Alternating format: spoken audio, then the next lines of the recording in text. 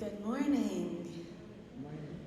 Welcome to Olympia Brown Unitarian Universalist Church. I am the Reverend Danielle Lindstrom. My pronouns are she, hers, and it is good to be together. Thank you so much, Leanne and Gregory, and for everyone's patience as we worked to get online, or tried to get online, or cobbled together what we have, which will hopefully be a recording that we will be able to upload to our YouTube service later today. Let's just all start with a really big, deep breath. Take a moment to just fully, really arrive. Feel your feet beneath you, that cushion on the pew.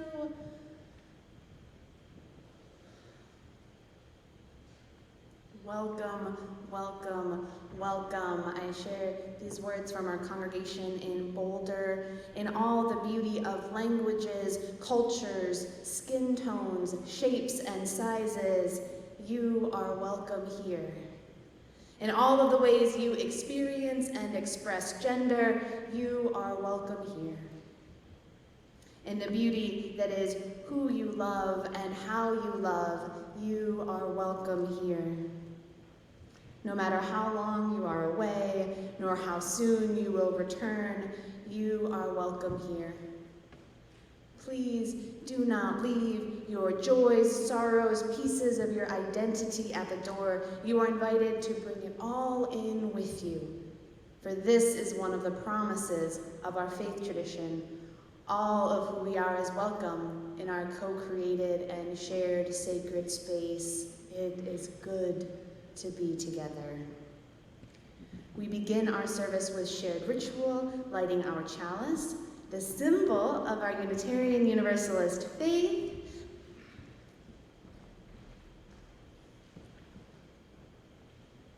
And Lila's going to light our chalice for us this morning.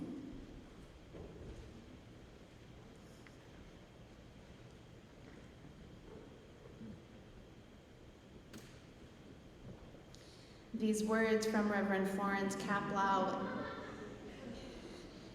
in recognition of Labor Day. We light this flame to honor all work, including the work of our hands, our hearts, our backs, in gratitude for all the labors that support our world, and for all of those who boldly continue the work of justice, equity, and peace. I invite all to rise in body and spirit to join in singing our first hymn, hymn number 128, For All That Is Our Life.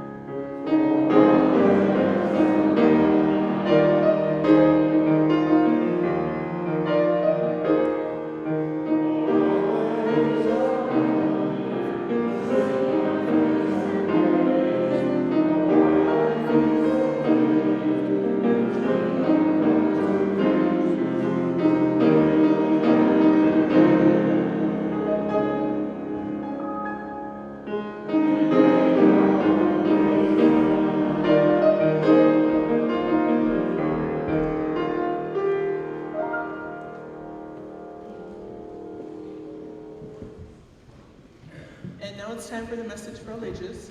So if all the children and those young at heart can come on forward.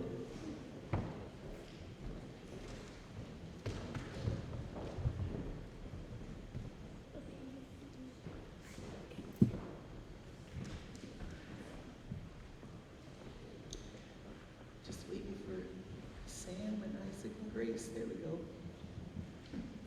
So today, I'm going to read you a book called Be a Maker by Katie Howes, illustrated by Elizabeth Lucock. Ask yourself this question. In the morning, when you wake, in a world of possibilities, today, what will you make? Make a tower. Make it tall. Make it balance, wobble, fall.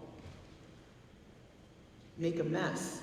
Or make instead a universe inside your head. Make a rhythm, drum, and pound. Ears make out another sound. Make a telescope from toys.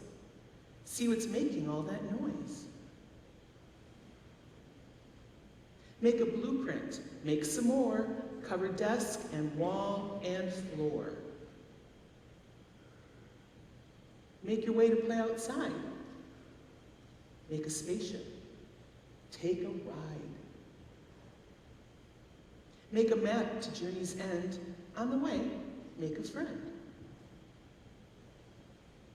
Make a snack and make a spare. Make enough for both to share. One's making a boat snack and the other one's making a rocket snack. Make a plan and make a sign. Have your neighbors make a line. Make a gift of what you made. Make a smile from lemonade. Make a pledge to help some more. Make a floor, a wall, a door. Make a difference. Shine a light. Make your town a team tonight.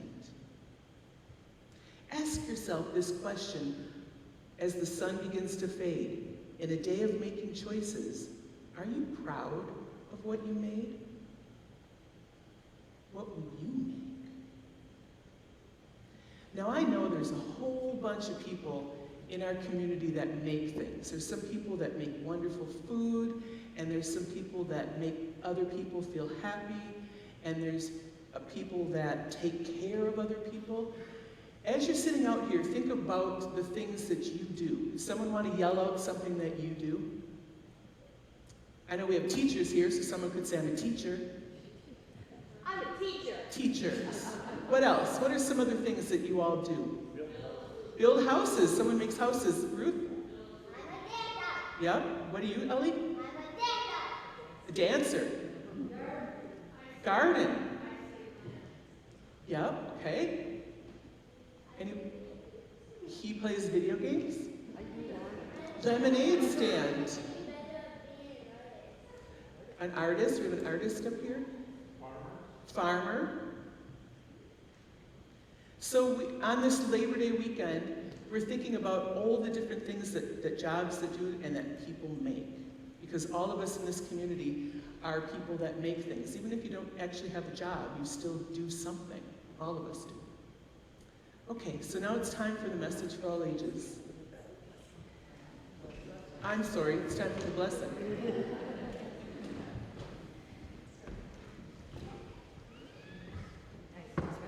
You guys up here don't know, you can watch me. We are blessed. We are blessed by being. We are blessed by being here. We are blessed by being here.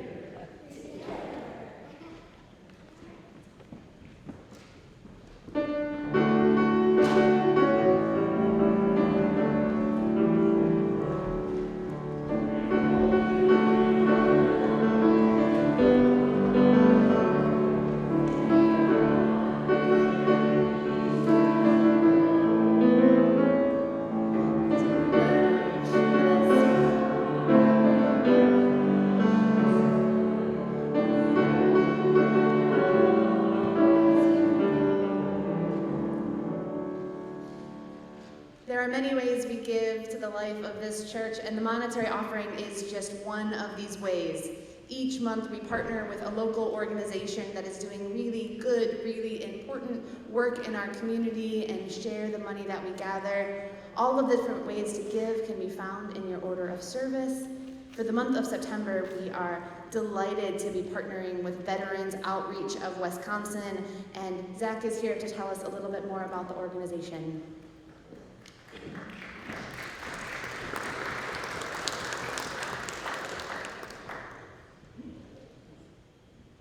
Good morning. First off, thank you for having me. So at VOW, we focus on the needs of the veteran community. Everyone probably here knows us for the tiny homes that we have, and that's one program that we focus on out of 4, okay? And I'll go over one by one real quick, or otherwise I can be here honestly all day talking about veteran stuff. So with the tiny homes, it is a homeless veteran program. Our success rate, and by success right now, it's a veteran being able to self-sustain, have their own house or apartment, is at 81% for the program. Absolutely. I say that because what we do is we learn as we continue to help veterans and the community, right? We're not perfect, there's mistakes that are made. Going back 3 years ago, that success rate was at 18%. Last year, 60%. Now we're at 80. So we've come a really long way with that program alone. Now our veteran market, another program we have, it's a grocery store, free food for vets is what it is. Really light environment, people go there to hang out all the time, and it's great. We are serving over 700 veterans and their families a month right now. That number last year was 300. The year before that, 150. It's not a good thing. Obviously the need for food insecurities is going up across the board for everyone, and the veteran community, we're seeing it big time. So when we saw those numbers go up over the past year, we decided to come up with the idea for the mobile veteran market. We understand there's a lot of veterans and their families that are unable to make it to VOW there on Yellow Street. So we bought a school bus, and it's a grocery store on wheels. We take it across Racine County, the state of Wisconsin, wherever there's needs, we're gonna go there and give those veterans food that need it. Now, The last program that we have is our 9-line veteran support program, and that brings everything together. Its main focus is to lower the veteran suicide rate. Everyone knows about the 22 veterans a day, and it's not really going down. We do everything we possibly can at VOW to connect with as many veterans as we can to lower that number. And we need your help on it as well. I mean, if you ever come across a veteran that is struggling or you can sense something's off, you can always send them to us. And that is why the success, though, for the veteran tiny homes has gone up. We focus on every single veteran that comes through the doors, one-on-one. It is exhausting at times, but it's what we need to do. We go above and beyond for our veterans because that's what they've done for us, and we're going to continue to do that. So again, thank you again for having me. I do apologize, we'll have to get going. I have to talk in Milwaukee here in about an hour. But there's pamphlets over by the coffee in the other room. Please feel free to contact me, and please, I'd invite everyone to come through VOW. If you haven't seen it lately, please come through. We'll be happy to give you a tour. So again, thank you.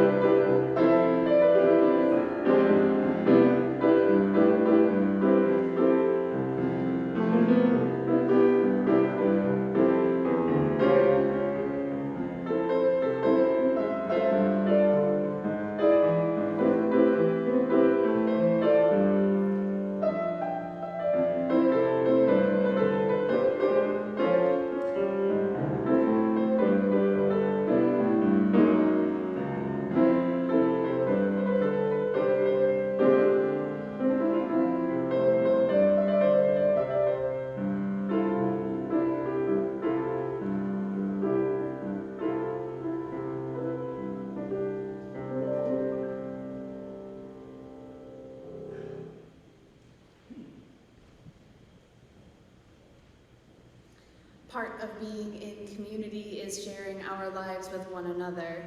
During worship, we set aside sacred time to hold each other in love. And in this space, I invite you to participate in a way that is most meaningful for you. If you would like to come forward and light a candle for that what is on your heart, you are invited to come forward. If you would like to share a joy or a sorrow out loud, I invite you to come to the pulpit or raise your hand. We can bring a microphone to you. I just invite us to remember that we're, not sharing on YouTube this morning, but this will hopefully be posted to YouTube later. So we're sharing these in a public way. And if you're someone who would just like to sit and be present and feel the energy moving around you, I invite you to just be for a moment. Will you join me in words of meditation and prayer? These words from Reverend Kristen Graschel Schmidt. Breath of life,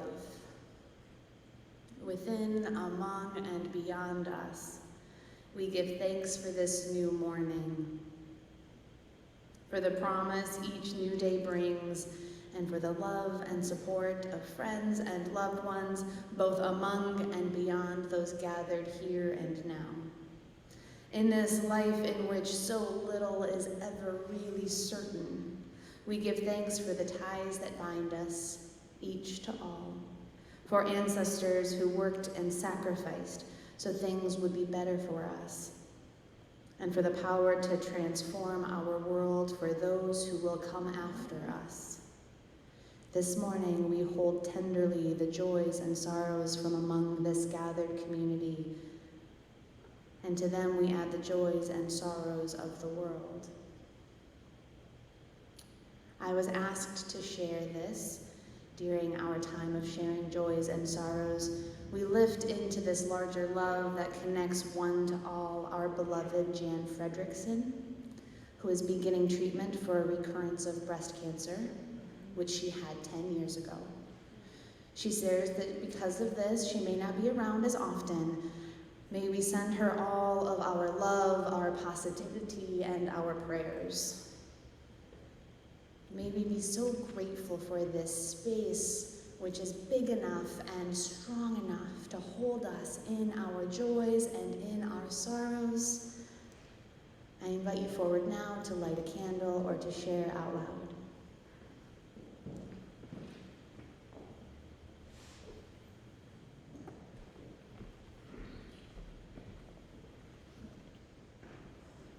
Hi, I'm Jody Spencer.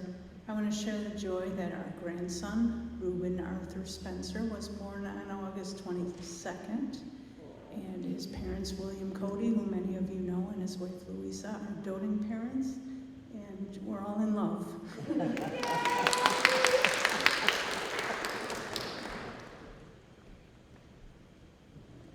I am Naoki again. I'd like to share more good news about our Asylum Seeker family. Khalid, the father, has been nominated Employee of the Month after just 1 month of working there in that Universal Logistics. And the mother, Chris, was offered a supervisory position after just working a month as a part-timer. She had to refuse the promotion though because she's afraid that it would interfere with her schooling. She plans to continue her schooling in the fall. The kids, Io is excited to start middle school. He's going to Starbuck and he'll be learning how to ride the city bus to go to school. And Ako, the girl, also Io is looking forward to his birthday on the 19th. He will be turning 11 and it's a big boy then. And Ako, the little girl, is also starting a new school. She's moving from Julian Thomas to Frapp, which is just 2 blocks away from their apartment. So she doesn't have to get up early to take the school bus, and she'll be able to come home soon. So she's looking forward to that. So thank you for your support.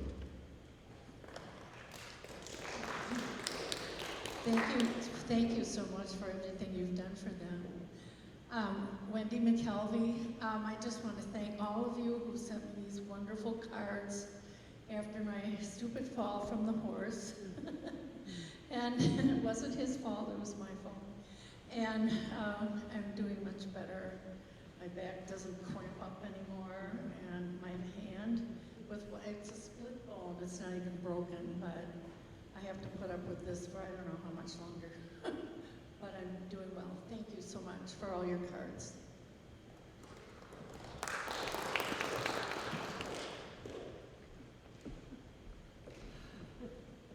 have a concern this time. This is for the 75,000 people who are stranded on the playa in the desert of Nevada during Burning Man Festival. Due to flooding, they can't get out until at least Tuesday. And I'm happy to say that my brother got out safely.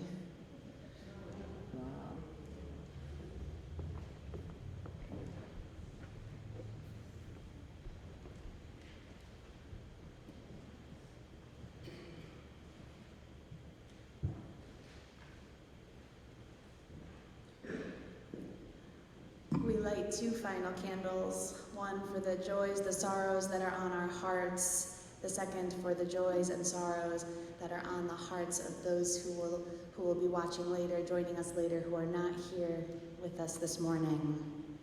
The prayer continues. This morning, we hold tenderly the joys and sorrows from this gathered community, and we add them to the joys and sorrows of the world. This Labor Day is a time of remembering and reflecting, a time of truth-telling, a time to commit to righting our relationships, not just with one another, but with this work and with the world. Deliver us not only from systems of exploitation and unsustainability, but from the limits of imaginations made small by those who stand to lose so much when the day of equity comes. May these spoken prayers and all those too deep for words all find their rightful place in the heart of the eternal and in the tender care of all those gathered here. Amen and blessed be. I invite you to join me in singing our sung response in your order of service. There is a love holding me, there is a love holding us.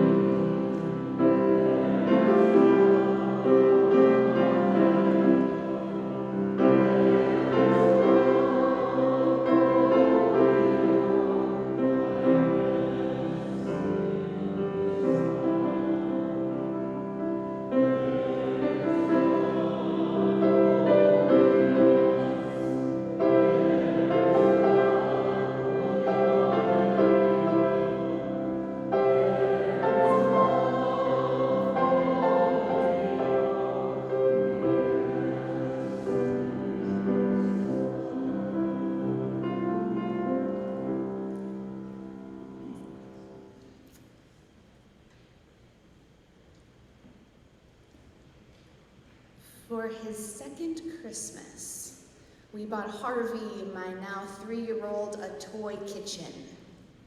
It has its own set of small metal pans and metal spatulas and whisks. When you turn the stove knob, the plastic burner glows with red lights and makes that tick, tick, tick shh of the gas turning on. He loves this toy kitchen. My spouse Matthew loves this toy kitchen, for it keeps Harvey busy while he cooks dinner. Now as Harvey's gotten older, he calls everyone chef. He will yell from his kitchen, which is in the basement, to our kitchen where Matthew is cooking. He will yell, "Chef, what's the special?" If you ask Harvey what he wants to be when he grows up, he will say either a chef or an astronaut, because Saturn is also very popular in our house right now. And it's hard not to ask Harvey what he wants to be when he grows up, because the answer is adorable. It's sweet to see a 3-year-old saying he wants to be a chef. And still, I try not to ask that specific question. It's often we ask our children, especially our youth, and each other, right? What do you do for a living? What do you want to be when you grow up? Because culturally, asking what we do for a living feels like a way to get to know one another, right? And we are invited to be careful, because these jobs, though they may be callings for some of us, are not descriptions of our worth or of our values or who we really are. As Unitarian Universalists, we know, we practice, we try our best to remember and honor and commit to the principle that everyone has inherent worth and dignity. There's nothing that anyone can do to take that away. It's inherent. Part of the work of our association is this new values framework. We have the value of equity that reads, "We declare that every person has the right to flourish with inherent dignity, and worthiness.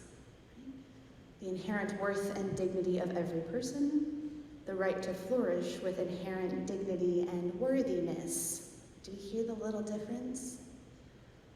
Right? It's a word choice. It's a very clear decision, worth or worthiness. And it sparked a lot of debate about what we mean. And what matters most is that we are invited into this conversation, into this deeper conversation to say what we mean and mean what we say.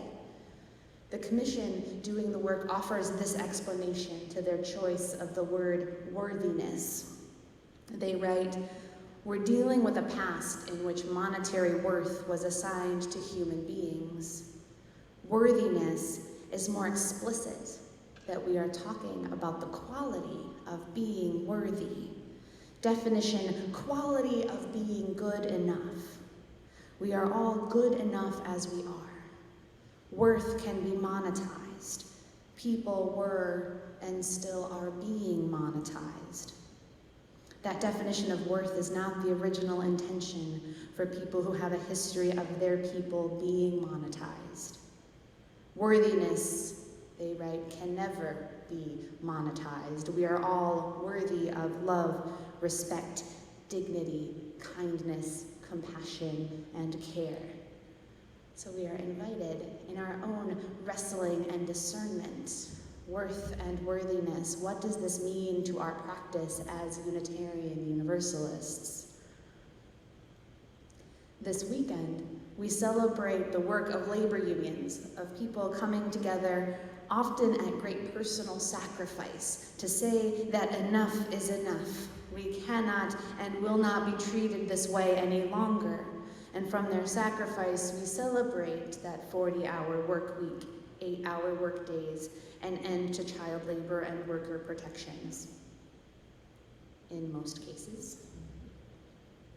From our prayer in this life in which so little is ever really certain, we give thanks for the ties that bind us, each to all, for ancestors who worked and sacrificed so things would be better for us.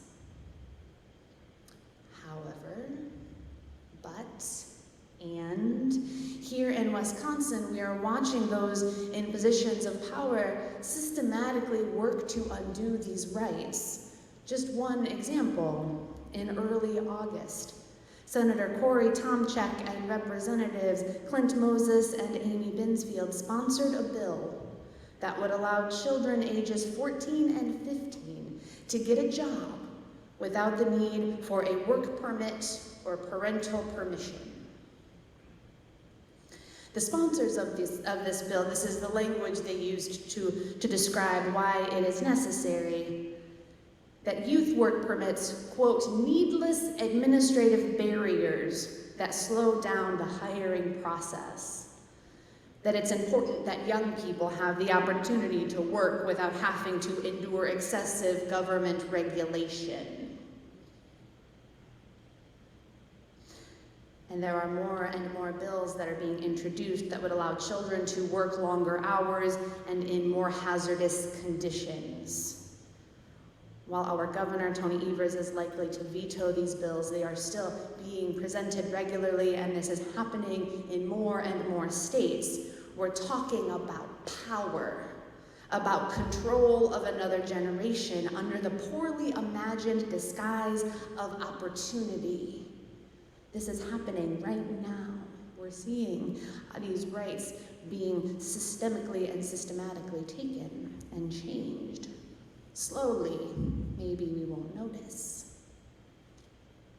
From our prayer, deliver us not only from systems of exploitation and unsustainability, but from the limits of imagination, made small by those who stand so much to lose when the day of equity comes. We are watching the world change. We are watching attempts at deregulation, these regulations put in place to save lives, to honor workers' rights and inherent worthiness. And we're seeing strikes demanding change, and I want to just share a little bit about what's really important about striking. This comes from author Kevin Young in his article, History Shows That Sustained Disruptive Protests Work. He explains this belief that, quote, movements must win over the majority of the public. Once they do so, that sentiment soon finds its way into policy changes, right? That might feel doable. That might feel like if the movement is right, if the movement is moral, it speaks to enough of us, it speaks to power in just the right way with just the right leadership, then surely the policy change will reflect that. He continues, the biggest problem with the we must persuade the majority argument is that most progressive victories in US history did not enjoy majority support when they were won. In case after case, a radical minority disrupted the functioning of businesses and state institutions, which sought to restore stability by granting concessions and ordering politicians to do the same. On May 2nd, the Writers Guild of America, representing 11,500 screenwriters, went on strike for better working conditions and wages, right? As they're negotiating with Disney and Amazon and Netflix, who are changing the way creation of story is happening. On July 14th, the Screen Actors Guild joined the strike. Part of their demands include performers need the protection of our images and performances to prevent replacement by artificial intelligence technology. So what does that mean exactly? They offer this explanation. These companies want to be able to scan a background performer's image, pay them for half a day's labor, and then use an individual's likeness for any purpose, forever, without their consent. They want to be able to make changes to principal performers' dialogue, even creating new scenes without informed consent. They want to be able to use someone's images, likenesses, and performances to train new AI systems without consent and without compensation. That's like me taking your picture and saying, now that I have your picture, I can use it for whatever I want, forever and ever. I can make it say what I want, I can make it do what I want, but don't worry, we'll pay you for half a day's work. Right? This is the first time that the writers and actors have been on strike together since 1960, when they came together to demand health care, higher pay, and worker protections. It's really important to name that these two working together strengthens both. Right.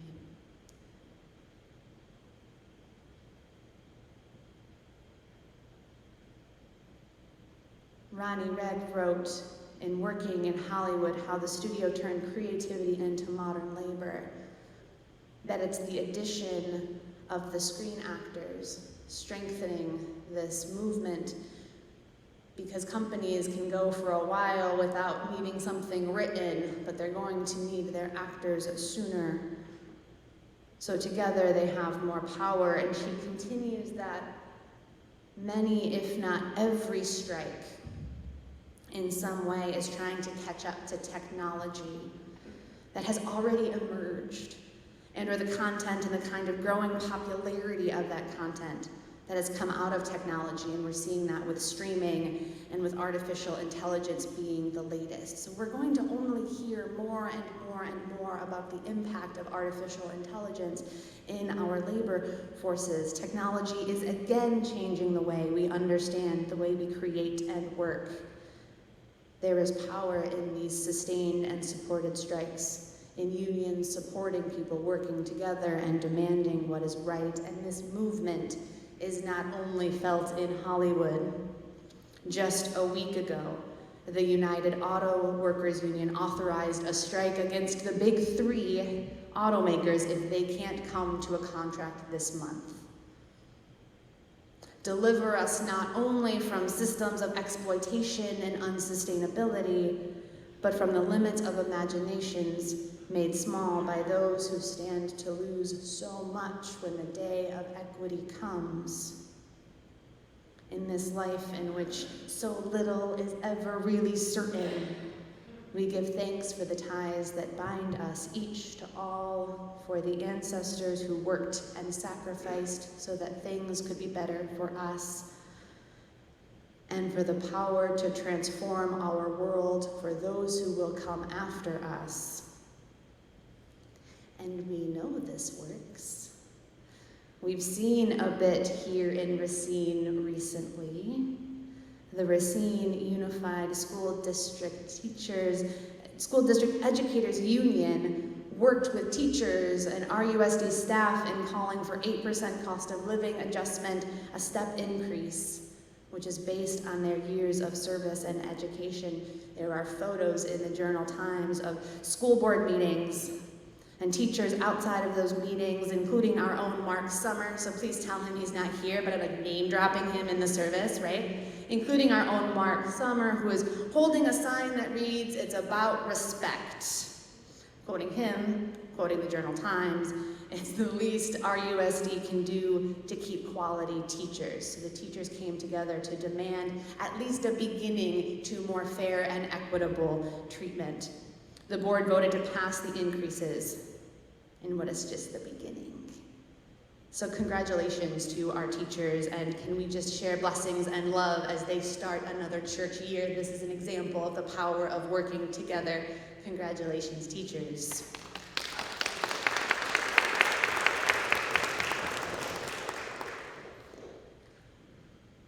Understanding the importance of inherent worthiness. Inherent because you are human, connected to this larger human family, and there is nothing that you can do to take that inherency away from you. This is the practice of our faith tradition, I would say going back to its inception, but named by William Ellery Channing in his sermon, Unitarian Christianity in 1819. I am organically connected with the great family of the universal parent. Plainly then, it is for my happiness that this family should be watched over and should prosper. We are watching as things that we have held and things that we hold as sacred human rights that were won at the hands of our ancestors by their sacrifice. We cannot let them go. Listen to what is happening around us. Pay attention to the ways labor is changing. Be ready to hold elected officials accountable. The stakes are high, and it is going to take all of us to live into that hope that is offered in our prayer for the power to transform the world for those who come after us. The power to transform our world. I hope in that you feel the hope, but also the responsibility. We sing our children out every Sunday. That is the future we're talking about, and the future that comes after and after and after, right? Our responsibility. As for my little chef, I have been thinking about questions that will help me understand what he loves without connecting it to how he will one day be part of the capitalist system, right? Right? That system that equates what we do with our worth, because we know that's not true.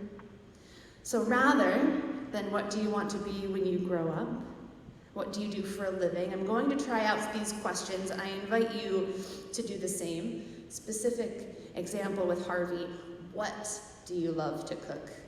Or who do you love to cook for? What brings you joy? What do you love? What do you hope for? What do you need? And in these answers, may we learn more about each other, about who we really are underneath it all, reminding each other we are all worthy of love, respect, dignity, kindness, compassion, and care. May it be so. Amen, and blessed be.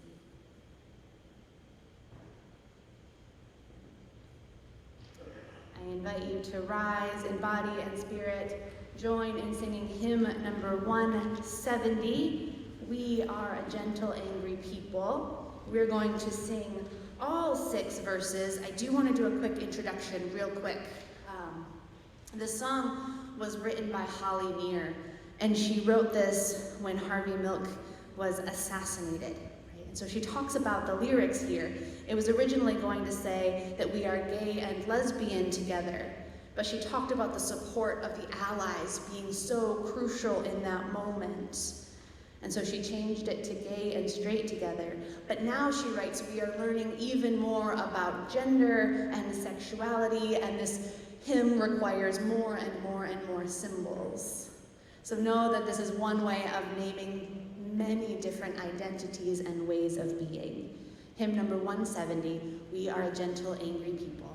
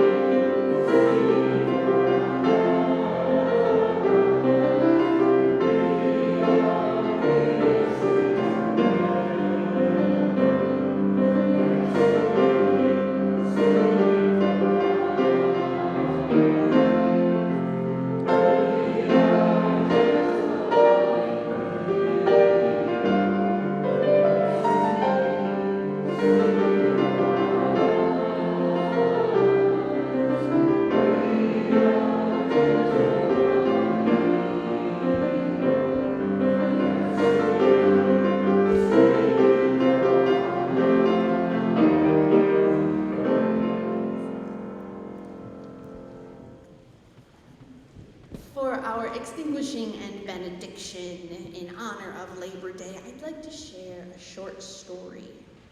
The parable of the fisherman and the business person. Do we know this one too? No. Well, we're curious. Okay. A successful business person on vacation was at the pier of a small coastal village when a small boat with just one fisherman docked. Inside the small boat were several large yellowfin tuna. The business person complimented the fisherman on the quality of his fish and asked how long it took to catch them. The fisherman proudly replied, "Every morning I go out in my boat for 30 minutes to fish. I am the best fisherman in my village." The business person, perplexed, then asks the fisherman, "If you're the best, then why don't you stay out longer and catch more fish? What do you do with the rest of your day?" The fisherman replied, I sleep late, fish a little, play with my children, spend quality time with my wife, and every evening we stroll into the village to drink wine and play guitar with our friends. I have a full and happy life." The business person scoffed. I am a successful CEO and have a talent for spotting business opportunities. I can help you be more successful. You should spend more time fishing, and with the proceeds, buy a bigger boat. With the proceeds from the bigger boat, you could buy several boats. Eventually, you'll have a whole fleet of fishing boats with many fishermen. Instead of selling your catch to your friends, you can scale to sell fish to thousands. You could leave this small coastal fishing village and move to the big city where you could oversee your growing empire. The fisherman asked, but how long will this take? 15 to 20 years tops. But what then? Asked the fisherman. The business person laughed. That's the best part. When the time is right, you announce an IPO, you sell your company stock to the public, and you become very rich. You would make millions. Millions? And then what? Then you would retire, move to a small coastal fishing village where you would sleep late, fish a little, play with your kids, spend time with your wife, stroll to the village in the evenings where you could sip wine and play guitar with your friends. Please, this holiday, spend some time doing what you love. Ask others, what do you love to do? What matters most? Take care of each other. Go forth spreading this love until we return again.